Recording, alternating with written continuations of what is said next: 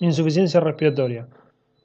Vamos a básicamente describir cómo son los elementos que componen el control de la respiración, cómo se ejecuta este control a través de la bomba muscular respiratoria, finalmente describir los mecanismos de la insuficiencia respiratoria y cómo vamos a diagnosticar los diferentes tipos. El centro respiratorio es un grupo de neuronas en el tronco del encéfalo que recibe aferencia de mecanorreceptores, de receptores de sincronización, de irritación de la vía aérea, de quimiorreceptores para saber cómo se está oxigenando y cuánta acidez tienen el medio de las neuronas a nivel central y del arco aórtico, del endotelio vascular de diferentes lechos y, por supuesto, procesa esta información y genera una respuesta que depende de las funciones que pueden ser reguladas a través de este grupo de neuronas. En cuanto a la respiración específicamente, puede regular la frecuencia y profundidad de las respiraciones y la puede interrumpir tanto para la fonación como para la deglución y la tos. Básicamente, de alguna manera el centro respiratorio también regula el medio interno a través de la eliminación del ácido, que es el dióxido de carbono y agua, en lo que transforma el ácido carbónico en la anhidrasa carbónica. El centro respiratorio responde con un aumento o la disminución de el bicarbonato en forma inmediata y a su vez también, influye en el pH del cuerpo, ya sea en forma aguda o en crónica, cambiando el pH en 0.09 puntos en agudo por cada 10 milímetros de mercurio, debería decir acá, de dióxido de carbono, o 0,03 en crónico. El riñón también dará una respuesta, va a cambiar un mili equivalente por cada cambio del dióxido de carbono o 3,5 en crónico. ¿Y en qué consiste la ejecución? Consiste en la contracción de la bomba del muscular, sobre todo el diafragma, pero también asistido por los músculos que se reclutan, músculos accesorios de la inspiración y la bomba muscular abdominal para la tos, sobre todo, y la expiración forzada, son las que componen esta bomba muscular. La tensión que genera el diafragma depende de su longitud inicial y de la curvatura que ésta tenga, porque por la ley de Laplace, cuanto más curvo, mejor tensión va a generar, de la zona de aposición, de la perfusión y la nutrición. Los tipos de fibras que tienen son lentas, rápidas e intermedias. Las de mayor población de fibras musculares que tiene el diafragma son lentas, pero en pacientes que hacen un esfuerzo crónico, las intermedias aumentan. Existe una forma de medir debilidad y fatiga clínicamente y a través de diferentes mediciones en cuanto a la tensión inspiratoria, la total y los tiempos que éstas ocupan. Básicamente, cuando uno analiza el movimiento respiratorio entre el tórax y el diafragma, se genera una interacción, y el pulmón también, obviamente, en la que lo que podemos ver que durante la inspiración, el diafragma al contraerse genera la expansión del tórax y el aumento del volumen dentro de los pulmones. Esa presión negativa que se genera hace que el aire ingrese. Sin embargo, la cantidad de tensión que tiene que hacer el diafragma depende del volumen que tiene que introducirse al pulmón, de la compliance del pulmón, es inversamente proporcional esa presión a la compliance, de la resistencia y del flujo que se quiera alcanzar y si existe o no atrapamiento manifiesto como autopip. De esa manera se desequilibra la elasticidad del pulmón con respecto a la elasticidad del tórax a favor de que aumente la elasticidad del pulmón, y al dejar de contraerse el diafragma, esto va a tratar de volver al punto de equilibrio en donde las dos elasticidades se mantienen con igual de tensión. Y esto hace una aspiración pasiva. Por cuanto entonces decimos que la presión que tiene que generar el diafragma es directamente proporcional al flujo y resistencia y indirectamente proporcional a la distensibilidad y también es directamente proporcional al volumen. Todas estas son variables que se pueden medir cuando uno ventila mecánicamente al paciente y también mediante espirometría algunas de ellas se pueden medir. La aspiración es pasiva y se produce en 4 constantes de tiempo. La constante de tiempo es una constante que sale de multiplicar la resistencia por la compliance. Y sabiendo esto podemos inferir que si una constante normal es de 0,2 segundos, más o menos necesitamos 0,8 segundos, es decir, menos de un segundo para vaciar el pulmón.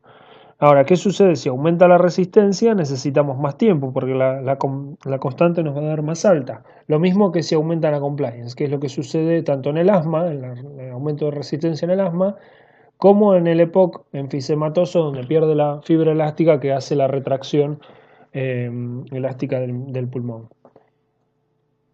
Podemos clasificar las causas de dificultad respiratoria, entre las que aumentan esta impedancia que hemos visto, las fuerzas que se oponen a la expansión del tórax, y las que tienen que ver con la incapacidad de generar presión.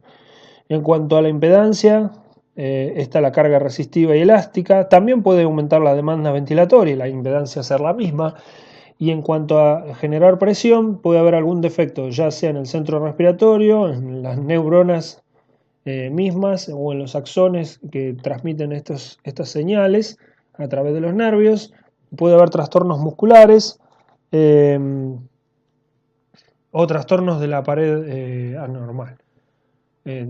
También puede haber trastornos de las placas neuromusculares. Y todos estos pueden traer trastornos para generar el impulso del diafragma o de los otros músculos que intervienen en la respiración. Finalmente puede haber una gran diferencia entre hablar de hipoxia y de hipoxemia. Hipoxia implica la disminución de la tensión de oxígeno a nivel tisular, en tanto hipoxemia significa la disminución de la tensión de oxígeno a nivel sanguíneo. Y se entiende por hipoxia a la diferencia o al cociente entre la disponibilidad y el consumo de oxígeno. Eso es lo que va a determinar la hipoxia. Por lo tanto, podemos ver que las causas de hipoxia pueden ser hipóxicas, es decir, por la falta de aporte de oxígeno, anémica, por la falta de transportadores, isquémica, por la falta circulatoria, o histotóxica, porque no pueden ser aprovechada el oxígeno que llega al tejido a través de las mitocondrias que deberían procesarlo para generar energía. Y viendo esto, podemos integrar que para la parte circulatoria, la disponibilidad de oxígeno tiene que ver con el volumen minuto cardíaco y el contenido de oxígeno tiene que ver con la concentración de oxígeno y la saturación de la hemoglobina. De ahí sale que la disponibilidad tiene que ver con el volumen minuto cardíaco por el contenido arterial de oxígeno, y el volumen minuto cardíaco tiene que ver con la frecuencia cardíaca y la descarga sistólica, en tanto el contenido arterial de oxígeno depende de la cantidad de mililitros de oxígeno que transporta cada gramo de hemoglobina saturado al 100%. De esta cuenta sale lo que va asociado a la hemoglobina, y lo que va disuelto sale de multiplicar 0,003 por la concentración de oxígeno. Por cuanto podríamos entonces definir como un aporte a la hipoxia la disminución de la tensión de oxígeno a nivel sanguíneo, que es lo que determina la hipoxia hipóxica. La insuficiencia respiratoria se define como hipoxémica cuando la presión de oxígeno a nivel arterial disminuye por debajo de 60 o 55 en el EPOC, y a esa le decimos de tipo 1. Y será de tipo 2 la que sea hipercápnica con una PCO2 de más de 45 o 47 si es un paciente EPOC. Las dos combinadas pueden ser mixtas, que es bastante frecuente de ver. Las causas de la hipoxia son básicamente 5. Puede ser por el mal de altura, con baja presión inspirada de oxígeno, puede ser por una alteración BQ, es su extremo, que es el shunt, por un trastorno en la membrana alveolo capilar que da trastornos de difusión, o porque se elimine mal el dióxido y hay hipoventilación. Para conocer la causa debemos calcular la presión alveolar de oxígeno, que sale de un cálculo teórico en el cual a la presión barométrica, que se supone trae el aire de 760 milímetros de mercurio y de los cuales el 21% es oxígeno, yo le resto la presión del vapor de agua que recibe como acondicionamiento cuando pasa por la vía aérea superior. Y después de restarle el vapor de agua, multiplicamos por la fracción inspirada, y si es al 0,21, que es la concentración que hay en el aire ambiental, el oxígeno que llega a la vía aérea alta es o de conducción, es 150 milímetros de mercurio, más o menos. El nitrógeno no va a difundir, así que más o menos mantiene su concentración. A medida que avanza hacia el alvéolo, en el alvéolo se encuentra con el dióxido de carbono que está saliendo y ocupa un espacio, más o menos es la misma concentración del dióxido de carbono en sangre arterial dividida por 0,8. Eso es lo que nos va a dar el espacio que ocupa dentro del alvéolo. Y si se lo restamos al oxígeno, nos da, en teoría, la presión alveolar de oxígeno, o la A grande. Cuando nosotros a eso le restamos la cantidad de oxígeno que hay en sangre, es decir, A menos A, o sea, A mayúscula menos A minúscula, nos va a dar teóricamente el gradiente alvéolo arterial de oxígeno. Ese gradiente normalmente es de hasta 20. Entonces, ¿cómo vamos a estudiar la hipoxia? Primero saber si la cantidad de oxígeno que tenemos o la concentración de oxígeno en sangre, mejor dicho, que tenemos, es adecuada para la edad, que sale de esta fórmula. Después vamos a calcular el aire alveolar y vamos a calcular entonces el gradiente alveolo arterial de oxígeno. Y si es normal, si es menos de 20, o si es normal para la edad, calculando la presión esperada, sabremos qué tipos de causas coinciden con un gradiente normal. Eventualmente, si estamos dándole oxígeno, el gradiente se dispersa mucho y hay que hacer un cociente, que es el cociente entre la cantidad de aire arterial dividido la alveolar, que normalmente da 0,8. Si es de menos de 0,8, está alterado. Finalmente, pacientes ventilados con un catéter en la arteria pulmonar, conociendo los contenidos arteriales de oxígeno y venoso mixto, podemos calcular o cuantificar el shunt, si este fuese la causa de hipoxia. También podemos inferirlo a través de una cuenta simple y al pie de la cama del paciente, que es la PAFI, en donde se cuantifica cuánta respuesta hay en la concentración de oxígeno en la sangre respecto a la fracción inspirada que está recibiendo el paciente. Eso se conoce como PAFI. Cuanto más baja la PAFI, probablemente correlacione bien con un aumento en el shunt. Ahí está la PO2 normal, dependiendo de la edad del paciente y cómo va decreciendo según la edad en años. Entre las causas encontramos la de montaña, donde la presión barométrica es más baja y entonces el aire alveolar nos va a dar bajo también. Y cuando hagamos el gradiente, probablemente nuestro gradiente dé normal. Entonces, ante situaciones donde hay baja presión barométrica, una PO2 baja se debe justamente a esa baja concentración de oxígeno que hay en el aire ambiente.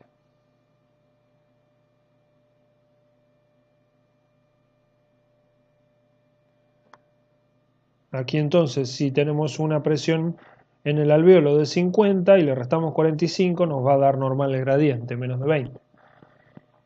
En general el dióxido está disminuido porque el paciente hiperventila para compensar esta situación y en general corrige con la administración de oxígeno.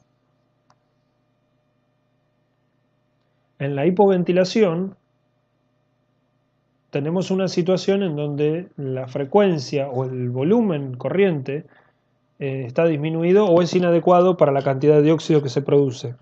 Cuando hacemos el cálculo del aire alveolar, lo que vamos a obtener es que la cantidad de dióxido que se está ocupando dentro del alvéolo es muy alta y eso disminuye la concentración final de oxígeno a nivel alveolar. Por ende, el gradiente nos va a dar normal. Si después de hacer el cálculo de un paciente que tiene hipercapnia, la presión alveolar de oxígeno nos da baja, y cuando medimos la cantidad de oxígeno que hay en sangre, podemos comparar ese gradiente alveolo arterial que está normal.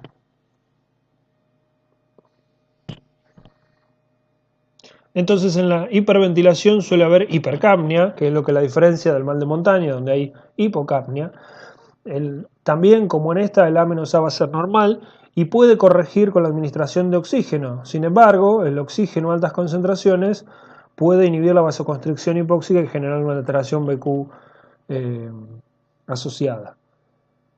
Entre las causas tenemos cualquiera que altere los distintos focos de control de la formación de la información del centro respiratorio hasta el músculo que ejecuta esa información. Es decir, desde trastornos del sistema nervioso central, como de la primera neurona motora, como de los nervios, como puede pasar en el Guillain-Barré, en las polineuropatías, en la placa neuromuscular, como el miastenia gravis, o problemas musculares, ya sea por distrofias que generan debilidad o alteraciones reversibles, como puede pasar en la fatiga muscular por aumento del trabajo que puede ser secundario al aumento de la carga, ya sea resistiva o elástica del pulmón, sostenida en el tiempo. Bien, es muy común que la hipoventilación crónica se vea en los pacientes que tienen EPOC y atrapamiento con hiperinsuflación dinámica, porque esto es común de ver en estos pacientes y lo que va a generar es un esfuerzo inefectivo e insuficiente del diafragma y con la consecuencia del atrapamiento vamos a tener tanto efectos a nivel mecánico porque genera autopip y eso aumenta la carga que tiene que vencer el diafragma en la próxima respiración, como también trastornos hemodinámicos al reducir el retorno venoso y aumentar la poscarga. Clínicamente los pacientes hipercápnicos van a tener cefalea, inyección conjuntival, somnolencia, confusión, asterixis, sudoración, edema de papila porque al haber aumento del dióxido de carbono hay vasodilatación a nivel cerebral, puede haber taquicardia y hipertensión.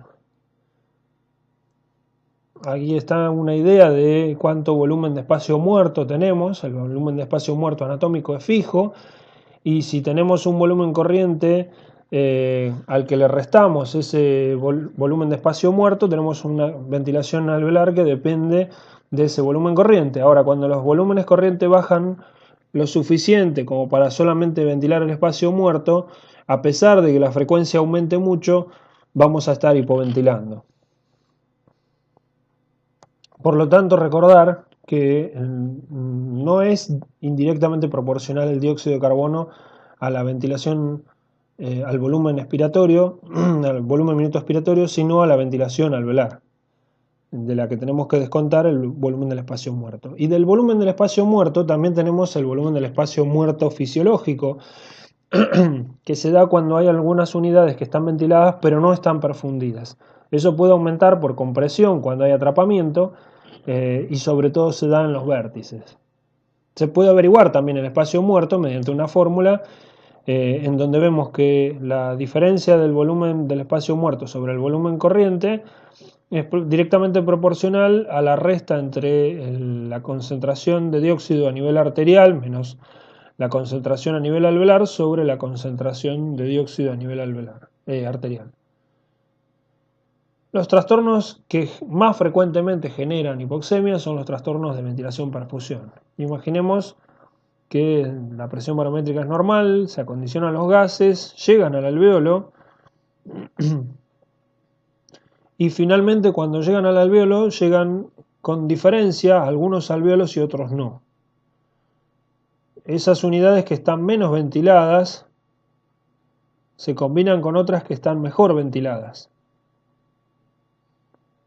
Por ejemplo, porque tienen un tromboembolismo de pulmón. Y en esas zonas donde están ventiladas pero no están bien irrigadas y viceversa, las que están mal ventiladas y están bien irrigadas, se van a mezclar y van a dar una alteración en la saturación final, que va a ser muy distinta a la concentración de oxígeno que llega a los alvéolos, porque a los alvéolos llega una buena concentración de oxígeno, sin embargo, la concentración de oxígeno en la sangre es muy mala. Y esto se debe a esa desatención en la homogeneidad de la distribución del oxígeno. Normalmente, cada 4 unidades ventiladas hay 5 capilares que la están irrigando, y esta relación es mejor en la zona 3. En los casos en donde tenemos una relación BQ alta, hay ventilación del espacio muerto, y en ese caso aumenta la BD respecto al volumen corriente. Se da en tromboembolismo de pulmón, en la hiperinsuflación dinámica o en la taquipnea superficial. Y se da en forma baja cuando hay obstrucción del flujo por trastorno de distensibilidad tóraco-pulmonar, en el shock, por ejemplo. Los cambios de decúbito o volúmenes pulmonares también pueden dar una alteración BQ. En estos casos, el volumen minuto respiratorio puede estar normal aumentado y el A-A es siempre alto. Pero se diferencia del shunt porque este sí responde al oxígeno, a diferencia del shunt, donde ya la cantidad de mezcla de sangre no oxigenada es demasiado alta como para compensar o para corregirla cambiando la concentración. Hay otro detalle que tiene que ver con el punto de igual presión y la compresión dinámica. Normalmente, a medida que nos aproximamos a la vía aérea central, la presión que hay dentro del alveolo que impulsa la salida del gas se va perdiendo hasta que llega a un punto que hay una presión exactamente igual a la que hay dentro del tórax o en la presión intrapleural.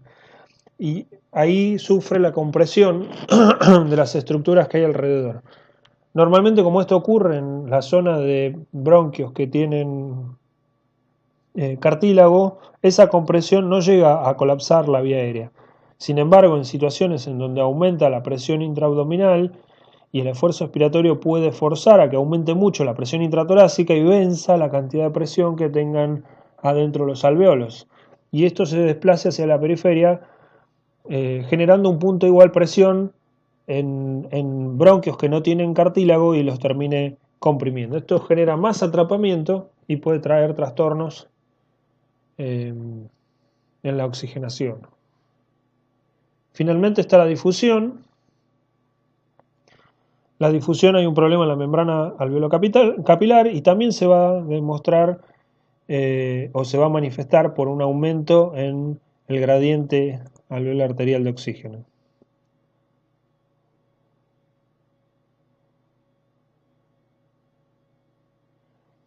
En los trastornos de la difusión existe un tiempo de contacto entre el glóbulo rojo y el alveolo que aproximadamente es de 0,75 segundos y que excede el tiempo necesario para hacer la transferencia de gases. Sin embargo, la cantidad de tiempo que necesita el glóbulo rojo puede aumentar si hay engrosamiento de esta membrana. Si se disminuye la superficie de intercambio o el tiempo de equilibrio, o por supuesto, si se engrosa la membrana, lo que vamos a tener es una necesidad de mayor tiempo. Entonces probablemente no alcance el tiempo de pasaje del glóbulo rojo para airearse. Todas estas situaciones mejoran con el aporte de oxígeno. El oxígeno lo podemos dar vía dispositivos de bajo flujo, como puede ser una gafa nasal, cánula nasal o bigotera, como quieran decirle, en donde no podemos administrar una concentración específica, podemos poner 2, 3, 4, 5 litros de oxígeno por minuto y lo que va a recibir el paciente depende del esfuerzo inspiratorio que haga. Porque lo que exceda el flujo que le aporta la bigotera o la cánula nasal lo va a tomar del aire ambiente. Después están las máscaras que pueden nebulizar con oxígeno o aportar oxígeno a través del sistema de Venturi. El sistema de Venturi da una concentración muy específica del oxígeno que necesitamos porque trae una proporción determinada de aire del medio ambiente y de esa manera tenemos una concentración fija. Son sistemas de alto flujo, igual que los que se logran mediante máscara y reservorio. La máscara y reservorio da altas concentraciones cercanas al 100%, por supuesto nunca se llega al 100%, porque la máscara no cubre herméticamente la cara. Todo esto debe ser acondicionado, ya sea humidificando con un flumíter bajo agua o con humidificadores y calentadores como los que utilizan los equipos de ventilación mecánica. En el oxígeno domiciliario se puede aportar oxígeno líquido, que además sirve para cargar las mochilas de oxígeno de transporte, o se puede lograr a través de concentradores eléctricos, ya sea domiciliarios como de transporte o portátiles. Los dispositivos también que pueden aportar una mayor presión en la vía aérea, ya sea continua o intermitente como el BiPAP, pueden aumentar la oxigenación por otro mecanismo implica el reclutamiento de alvéolos que están normalmente cerrados. Finalmente se puede aportar también ventilación no invasiva a través de un respirador por diferentes interfaces, puede ser la máscara facial total, la oronasal o la nasal exclusivamente. El circuito de un respirador también va a tener un acondicionamiento del gas a través de la humidificación y calentamiento. Una rama del circuito va a ser la inspiratoria, que puede tener un nebulizador, y una rama expiratoria que va a regular el final del ciclo, ambos conectados a una pieza NI que va a la interfase que elijamos para ventilar al paciente. Cuanto mayor sea el tamaño de la máscara que utilicemos, mayor espacio muerto tendrá. Hay dispositivos para hacer esta ventilación en forma manual, como el dispositivo bolsa, válvula, máscara, reservorio, o unidad de reanimación, o AMBU, como quieran decirle. Estos necesitan un alto flujo de oxígeno para poder llenar la bolsa y además el reservorio. Bien, por último, cuando hablamos de shunt, estamos hablando de una alteración BQ extrema. Por ejemplo, sucede cuando hay una neumonía o un síndrome de estrés por edema en el pulmón, ya sea de origen cardiogénico o de origen inflamatorio. Lo que vamos a tener es un gradiente alveolar arterial de oxígeno alterado y una escasa respuesta al oxígeno, porque el oxígeno no puede ser bien aportado a las unidades que están irrigadas.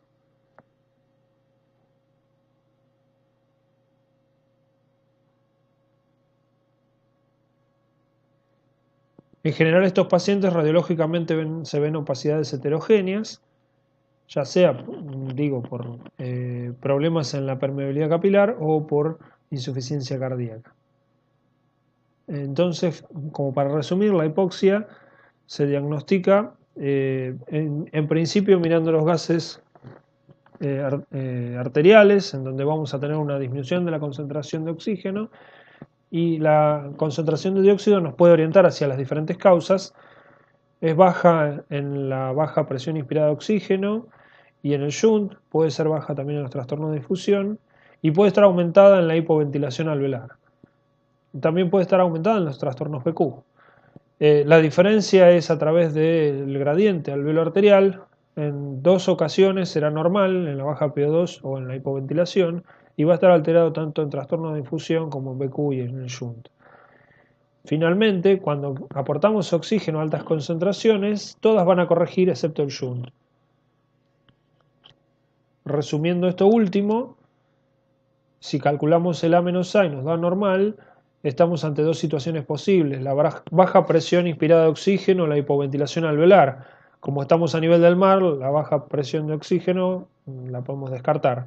Si está aumentado, podemos ventilar con altas concentraciones, oxigenar y ventilar con altas concentraciones. Si corrige, estamos ante presencia de la alteración BQ, y si no corrige, ante el shunt. Y probablemente nuestro paciente necesita ventilación mecánica. Aquí vemos esquemas donde la presión arterial de oxígeno respecto a la concentración de oxígeno que está respirando nuestro paciente mejora mucho cuando la cantidad del shunt es baja o moderada, pero a partir de 30% de shunt, 40 y 50, es poco lo que cambia la presión arterial de oxígeno a pesar de las altas concentraciones que le aportamos al paciente. También lo podemos ver en cuanto al contenido arterial de oxígeno. Por más que le aportemos altas dosis, cuando el shunt es alto, estamos muy lejos de una buena concentración de oxígeno y se pierde esa relación lineal que teníamos antes. Hay una forma de medirlo, con un paciente ventilado se puede hacer, hay un shunt que es fisiológico por venas bronquiales y las de TBS, etc. Y sin embargo, cuando tenemos alguna alteración intrapulmonar o vascular, esto puede aparecer. Acá vemos, a medida que progresa el shunt, que tiene mayor porcentaje, la PCO2 se mantiene más o menos estable, mientras que la PO2 baja notablemente.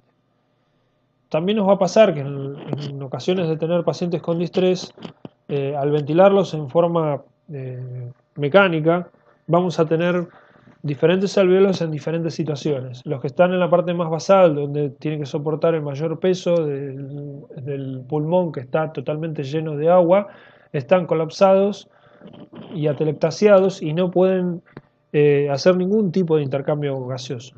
Los que están más arriba están muy sobredistendidos y esta sobredistensión colapsa los vasos que están irrigando estos alvéolos.